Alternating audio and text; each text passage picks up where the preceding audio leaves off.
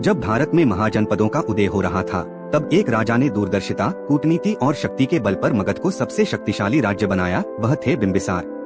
6ठी शताब्दी ईसा पूर्व का भारत। एक समय जब देश में 16 महाजनपदों का उदय हो रहा था, इनमें सबसे शक्तिशाली बनकर उभरा मगध, और इस साम्राज्य के उत्थान की नींव रखने वाला शासक था राजा बिंबिसार।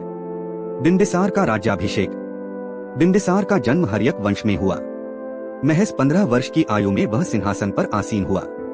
राजधानी थी राजगृह, वर्तमान बिहार में राजगीर। यह वही नगर था जहां से मगध की सत्ता की चमक दूर दूर तक फैलने लगी।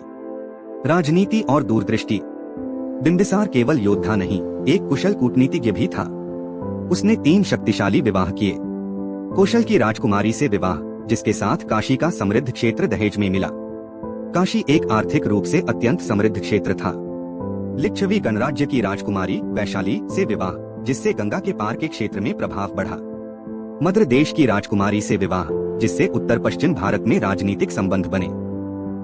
इस प्रकार बिंबिसार ने बिना युद्ध किए ही कई क्षेत्रों पर अपना प्रभाव बना लिया। युद्ध और साम्राज्य विस्तार। राजा बिंबिसार ने केवल संधियां नहीं की, बल्कि आवश्यकता पड़ने पर युद्ध भी किया। उसने अंग देश पर चढ़ाई की और वहां के शासक ब्राह्मदत्त को हराकर अंग को मगध में मिला लिया। अंग पर नियंत्रण मिलने से मगध को गंगा की पूर्वी जलमार्ग पर व्यापार और सैन्य लाभ मिला। धर्म और दर्शन के प्रति रुचि। बिंबिसार धार्मिक रूप से सहिष्णु और जिज्ञासु था। वह महात्मा बुद्ध का समकालीन था। बुद्ध से प्रभावित होकर उसने वेणुवन विहार, बांसों का उपवन दान में दिया। यही बुद्ध ने कई उपदेश दिए। बौद्ध ग्रंथों में बिंबिसार को बौद्ध धर्म का पहला शाही अनुयायी माना गया है।